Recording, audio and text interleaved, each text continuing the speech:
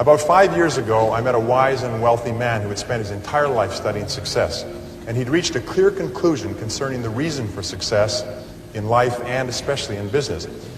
He's dead now, but I'll never forget what he told me. He said, Brian, he said, it's simple. He said, use proven success methods. He said, learn from the experts. He said, Brian, you'll never live long enough to learn it all for yourself. Well, if you go into the kitchen to cook a dish, and the very first thing you get is a recipe, and you follow the recipe, and you work with the recipe, eventually you'll master that dish. Once you've mastered it and made it a few times, you can make the dish over and over again, and you'll remember the recipe. You don't have to keep going back to the recipe book. Now, if somebody says, boy, that's really delicious, you don't say, well, it's a miracle, like something out of voodoo. No, you just followed a proven recipe that had been worked out by people before you. And that's basically the secret of success. If you want to be successful in starting a business, then you study what people have learned, and everything that people have learned they've written down or shared in seminars or put onto audio programs. So what I find is that successful people are those who learn from others who've gone before them. Unsuccessful people try to make it all up, like a cook going into the kitchen, taking ingredients out of the cupboards, throwing them all in a bowl, and wondering why it doesn't taste good. This is why 20% of businesses in any industry make all the profits, why 20% of the professionals in any service make 80% of the money, and so on, is because they follow proven success principles. Now, what I discovered, which changed my life and which brought us here today, is I discovered the law of cause and effect. The law of cause and effect, sowing and reaping, action and reaction, is the great universal or iron law of the universe. What it says is that everything happens for a reason, is that there are no causeless effects, is that even if we don't know what is causing the effect, we trace it back. It's the basis of the scientific process, of all medical research, of all marketing, of all business, is if you can define the effect that you want in your life, and then what you do is you trace it back to someone who at one time was earning less than you and who's now earning twice as much. And then you find out what they did. You come here and you ask Ed and his people and they'll tell you, and then you do the same thing. We say success leaves tracks. So you just do the same thing and you get to the same place. Which brings us to one of the great rules of success, is that if you do what other successful people do over and over again until it becomes a habit, nothing in the world can stop you from getting the same results that they do. And if you don't, nothing can help you. Well, over time, I learned this, and this is the great principle, is that thoughts are causes. Thoughts are causes. Your thoughts, however well put together, as we talked about earlier, determine what happens in your life. And conditions, the conditions of your life, are effects. So basically, you create your own life with your own thinking. Now, this is one of the hardest things for people to understand, is that their entire outer world is merely a mirror. It reflects back to them in absolute, complete accuracy what is going on inside. Now, much of what is going on inside is conscious, some of it is unconscious, but basically it's the way we think and see ourselves and feel about ourselves on the inside that determines our external world. Once you understand that, by the way, you move into the top 10 or 20% of thinkers in the world. The most important quality for leadership is responsibility, is to accept responsibility and say, I am where I am and what I am because of myself. You cannot imagine a leader weeping, whining, crying, and making excuses. The reason that people don't succeed is because they have excuses. As Mark Twain said, there are 1,000 excuses for failure, but never a good reason. So one of the things that we do is there's no more excuses. Either do it or don't do it. Get in or get out, but I don't make excuses. And acceptance of responsibility is not optional, it is mandatory. You cannot go any further. You are literally blocked in place, almost like there's a wall in front of you, until you accept responsibility and make the leap and never make another excuse. So we say that the word responsibility can be broken down into two words, response and ability. It is your ability to respond. Well, in our life, every time we respond effectively to a challenge, we grow and become stronger. And we become more tenacious, and we become more confident, and we become more powerful. So the only thing that we can be sure of is challenges. Your life will be one series of challenges after another. They will never stop. They will come like the waves from the ocean, problem after problem after problem. The only question is, can we respond effectively? And if you do, you continue to grow. Very, very important. This attitude is the attitude of the leader. Which brings us to the greatest discovery of all, which is that you become what you think about most of the time. Now, how does it work? Why do we become what we think about? Well, I'll tell you how it works as far as we know. Suppose a farmer has some land, and it's good, fertile land. Now, the land gives the farmer a choice. He may plant in that land whatever he chooses. The land doesn't care. It's up to the farmer to make the decision. Now, remember, we're comparing the human mind with the land, because the mind, like the land, doesn't care what you plant in it. It will return what you plant, but it doesn't care what you plant. Now, let's say that the farmer has two seeds in his hand. One is a seed of corn, the other is nightshade, a deadly poison. He digs two little holes in the earth and he plants both seeds, one corn, the other nightshade. He covers up the holes, waters, and takes care of the land, and what will happen? Invariably, the land will return what is planted. As it's written in the Bible, as ye sow, so shall ye reap. Remember, the land doesn't care. It will return poison in just as wonderful abundance as it will corn. So up come the two plants, one corn, one poison. Now, the human mind is far more fertile, far more incredible and mysterious than the land, but it works the same way. It doesn't care what we plant. Success, failure. A concrete worthwhile goal, or confusion, misunderstanding, fear, anxiety, and so on. But what we plant, it will return to us. Decide now, what is it you want? Plant your goal in your mind.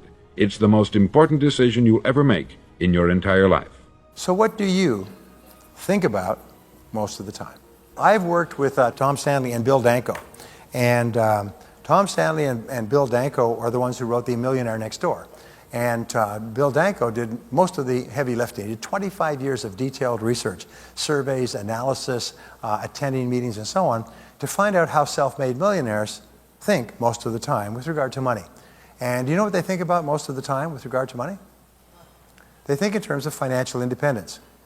And whenever they have to make an expenditure or a decision with regard to money, they say, does this help or hurt? Does this add up or take away? Because everything counts. Tom Stanley talks about going to a conference of entrepreneurs that had been addressed by an economist the year before.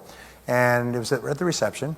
And he heard people saying, what's yours? And he said, 8 and 4. What's yours? 10 and 2. What's yours? 6 and 3. What's yours? 18 and 2. What's yours? Made it in April. And he was asking people, what is this? What's yours? What's yours? What's yours? He said, well, last year we were taught by the economist to think in terms of how long we could survive financially if our income was cut off based on months and years. And so first thing we have to do is calculate how much would it cost me to survive for 1 month if I had no income at all. And then you multiply that times 12, and that's how much you would require to take 1 year off. Now, one of your great goals in life is to work by choice if you work at all. You want to have enough money so that you never have to work again. You won't ever stop working, by the way, because knowledge workers never stop working. They just do different things. If you stop working with your brain, you start to deteriorate very rapidly. But if you keep working actively with your mind, you can live till your 90s. Anyway, so then you calculate, and this is what self-made millionaires do, is they calculate their monthly rate, all right, times 12 to get their annual rate. I'll just write annual. And then they multiply that times 20, the number of years that they are planning to live after they retire. And that gives them what is called the number. Now, every person here, is one of your responsibilities as an adult, has to know your number. What is my number? And the number is the amount with which you could retire and never work again. And the interesting thing is, knowing your number, calculating your number, will increase your likelihood of achieving it by about 10 times. Now, you guys are young, and you're in your 20s and 30s and 40s and so on. You don't think about this, but self-made millionaires start to think about it at a very early age.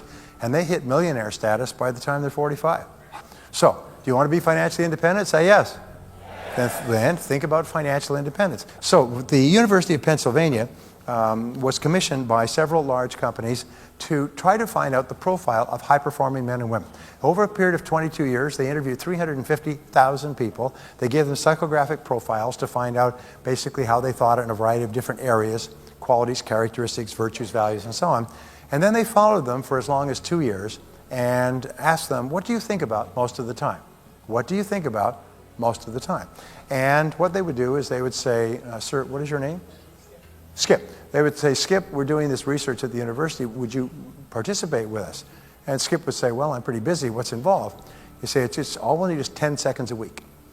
And someone will call you randomly, you'll never know the time, and they just ask you, hello Skip, what are you thinking about right now? What are you thinking about this very minute? And you can say, well, I'm thinking about this implant, I'm thinking about accounting, I'm thinking about playing golf on the weekend. It doesn't matter what the answer is, just tell them exactly your top of mind thought. And then they tracked these, and they found that they began to break down in different ways. And then they began to slice and dice them by deciles. The bottom 10%, next 10%, all the way up to the top 10%. And they found that people in the top 10% think very differently from people in the bottom 80 or 90%. Can you guess what top people think about most of the time? Well, the answer is they think about what they want and how to get it most of the time. They think about what they want and how to get it most of the time. So I'm going to teach you a go-forward word, and this is the word that you're going to use for the rest of your career. This is the word that will guarantee that you'll get onto the fast track in life, you'll increase your income at a more rapid rate than the average person, and you take complete control of your life. And the word is how. Now, when you ask the question how, it's like stepping on the accelerator of your own creative mind, and it throws off ideas. And the interesting thing is, they did a study at Harvard. They found that the greatest single predictor of success, especially financial success in life, is creativity. And creativity is designed by the number of ideas you come up with. And you'll find that the more ideas you come up with, because of the law of probabilities, the more likely it is you'll come up with a great idea. So it's really important. Every time you ask the question how, you get ideas for action. Wow. All right. Now, this brings me to what we call the X factor. Now, the X factor is one of the most important things I ever learned. The X factor is the key to your success. The X factor is what's going to make you rich. Now, the X factor, sometimes we call this the focal point, is to determine where you are going to write the X in each area of your life. What is your X factor? Where do you create what is called the point of intensity? And what we know is that an X factor can be one of three things. It can be a goal. You can have a clear goal. Let's say call this the focal point. Or it can be a measure. It can be a number, or it can be an activity. When we look at successful people, we find that successful people have focal points in the four critical areas of life. And the first critical area of life that I need to talk about is what is called, it has to do with income. And this is really important to understand, is the average person who works for a living thinks about their income in terms of how much they earn in a year or a month. What top people think about is not annual, but hourly. They think, how much do I earn per hour? And how much do I want to earn per hour? And they focus on doing the things that pay them their highest hourly rate. Which brings us to a great breakthrough concept. It's called the law of three. And the law of three is the key to doubling your income. The law of three says that in your practice, in any field, there's only three things that account for 90% of your income. Three activities. You can make a list of everything you do in the course of your practice, but you'll find there's only three things that pay you 90% of your income. If you make a list of 10 or 20 or 30 things that you do in the course of a week or a month, then you ask this question. And this is the great question, because you must help every person who is responsible to you, who answers to you, answer this question as well. The question is, if I could only do one thing all day long, what one thing would contribute the most to my practice or to my income? If I could do one thing all day long, what one thing would it be? And in your case, it's probably actually working on patients. Second, if I could only do two things all day long, what would be number two? If I could only do three things all day long, what would be number three? And whenever we put people in, from any profession through this exercise, they're astonished to find that there's three things go pop, pop, pop off the list. And everything else is a support task, an enjoyable task, a complementary task, a task that can be delegated, outsourced, downsized, or eliminated altogether. And it takes tremendous discipline to do this. Now, the second most important part of your life is your family, is your family life. Now, how is it that top people think? Top people think in terms of face time most of the time. This becomes the X factor. The X factor is where you put the emphasis in your life, and the emphasis is on face-to-face, one-on-one. Because there's nothing that can replace this, and there's nothing that's more important. There's nothing that leads to greater happiness and self-esteem and value. I was reading a book yesterday about a woman who was very, very unhappy because her husband never gave her any indication that he loved her and supported her, because he was always watching television. And you ask the husband, he said, sure, I love her. I think she's the most important person in the world. Well, then why don't you spend time with her? Well, I do. I'm in the house all the time. I come home after work every night. Well, no, that's not how women measure love. So the most important thing in your relationships with your spouse and with your children is FaceTime. How does a child spell the word love? T-I-M-E. How do children grow up? With high self-esteem and self-confidence. Their parents give them lots of FaceTime during their formative years. And as a result, they don't understand. They're not working it out psychologically. They just know that if the most important person in my world, this giant, is paying me all this attention, I must be pretty important. I must be really valuable. I must be a good person. And they grow up with high self-esteem and self-confidence, and they like themselves, and they like other people, and they're popular with their friends and everything. There's a great book called His Needs, Her Needs, or Her Needs, His Needs, whatever. And they talk about the 10 major needs that men have and the 10 major needs that women have, alternating back and forth. And all women know what man's first need is, so let's talk about hers. And her first need is for attention, affection, and respect. Attention, affection, and respect. Face to face, eye to eye, heart to heart, knee to knee, attention, affection, and respect. Those are the biggest needs. And if she gets those needs fulfilled, then everything else will be fine. If she does not get those needs fulfilled, she's going to be unhappy. And men think, well, geez, I'm in the same house, I'm watching TV. No, the only time you are actually with the woman in your world is when you're face to face and giving them attention and listening to them when they talk and giving them affection and respect. So FaceTime, and there's a one-to-one relationship between how much FaceTime you spend and what quality of life you have. So it's really important that you don't have FaceTime accidentally. You plan it, you schedule it, you organize, and the busier you are, the more you have to make appointments.